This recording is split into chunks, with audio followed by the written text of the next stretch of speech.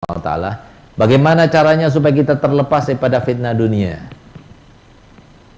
Yang pertama, supaya kita lepas daripada fitnah dunia, nggak ada jalan lain kecuali kita harus tahu dengan teori menghadapi dunia. Yang pertama, bagaimana kita mendapatkan teori itu? Ya datang kepada ulama. Kita baca, banyak baca. Kita baca hadisnya Nabi, kita baca Al-Quran, kita baca tafsirnya. Teori kita dapatkan di situ untuk melawan, untuk cinta pada dunia. Yang kedua, kita harus tahu bahayanya dunia.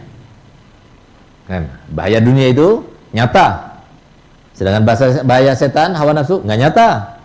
Ya, beda loh. Makanya kan kenapa kata ulama itu mengatakan kenapa cinta pada dunia itu termasuk yang paling menjerumuskan. Kenapa Nabi SAW tidak mengatakan wasawisu syaitan, ya, wa tibaun nafas.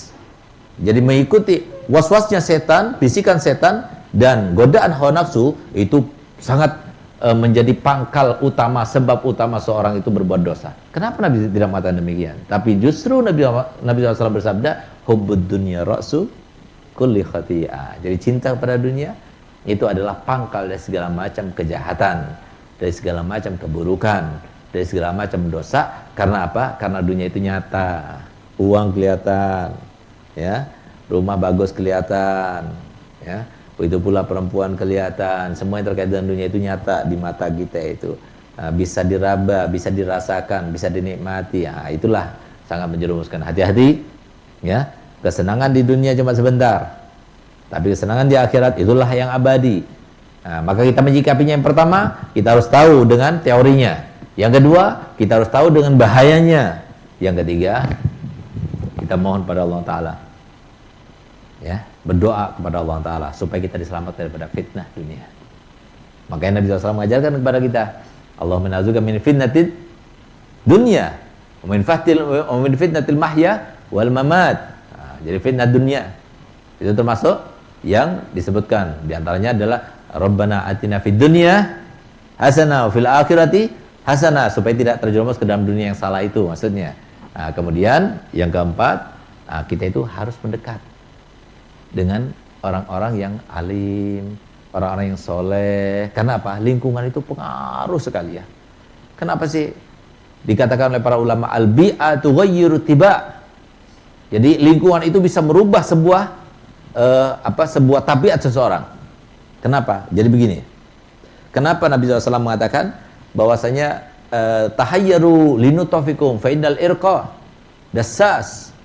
Hati-hatilah kalian itu memilih tempat kalian itu menyimpan atau meletakkan benih-benih dalam rahimnya. Kenapa? Karena urat yang ada pada diri perempuan itu sangat berpengaruh. Jadi artinya pengaruh daripada lingkungannya itu. Gini, orang itu kan mau melangkah, ya, itu berdasarkan empirisnya, pengalaman, berdasarkan apa yang diketahuinya, pengetahuan, ya, dan berdasarkan bisikan sana sini yang ada di sekitar itu. Sekarang bayangkan, empiris itu kan didapatkan dengan banyak hal, ya. Di antaranya adalah yang ada di lingkungan kita itu, dan itu yang nomor satu. Sehingga kalau seumpama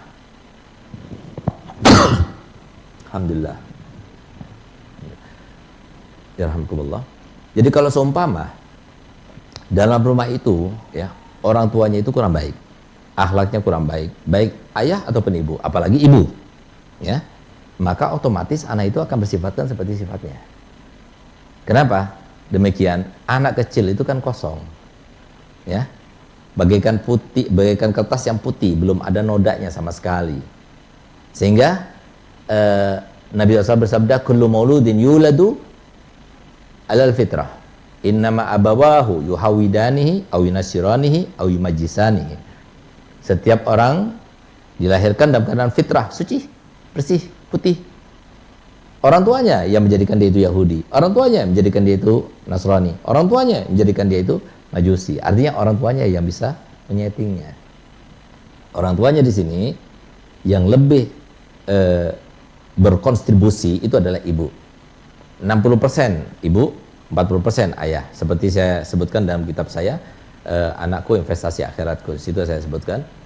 Jadi 60% ikut ibu, 40% ikut ayah. Bahkan penelitian yang ada sekarang ini disebutkan bahwasanya pengaruh ibu kepada anak atau pengaruh orang tua terhadap anak itu tergantung kepada DNA-nya. Sedangkan anak ikut DNA orang tua, ibu itu 75%, ikut ayahnya 25%. Jadi lebih parah lagi, bukan cuma 60%, tapi 75%. Nah, oleh karena itu, Nabi SAW mengajarkan kepada kita untuk cari istri yang solihah sebagai ibu-ibu yang solihah bagi anak-anak yang bakal calon soleh dan solihah. Nah, tapi kalau sudah ibunya, istrinya tidak soleh, itu suatu sebab kedepannya anak itu tidak akan soleh. Kenapa? Jadi begini. Apa yang terjadi di rumah? Makanya hati-hati ya bagi orang tua, camkan baik-baik. Kita marah-marah. Kita cinta pada dunia. Kita mau utamakan uang. Kita begini dan sebagainya. Itu semua terekam di dalam pikiran anak. Ya, apa yang kita lakukan, anak itu merekam. Makanya kan dikatakan jangan bertengkar di depan anak-anak. Kenapa? Bertengkarnya kita kepada anak-anak itu terekam di dalam pikirannya, memorinya, sehingga nanti suatu waktu ketika terjadi sesuatu yang tidak sesuai dengan keinginannya, maka dia akan kembali kepada 3 hal tadi. Ya, apa itu? Empirisnya, kemudian lingkungannya, pengetahuannya. Kalau dia nggak ada pengetahuan, ya belum dia belajar, belum dia dididik, belum dia bina, maka yang terjadi itu adalah apa yang direkam dalam pikirannya itu yang keluar. Nah, itu bahayanya. Nah, oleh karena itu, jadi supaya kita selamat daripada dunia, dekatkan diri kita pada orang soleh, dekatkan diri kita kepada orang alim. Sebelum kita itu melakukan sesuatu, tanya dulu, benar tidak apa yang dilakukannya itu, transaksinya sudah benar tidak, bisa jadi ini adalah riba, nggak boleh. Apa gunanya kita dapat uang banyak kalau semua kita itu melakukan sesuatu yang dilarang oleh Allah Ta'ala. Hati-hati. Nah, itu. Kalau kita itu melakukan ingin bersedekah, ingin menginvestasikan harta kita, maka kita tanya pada ulama, gimana? Ya lebih baik kita serahkan kepada siapa dan sebagainya. Supaya apa? Supaya selamat itu semuanya.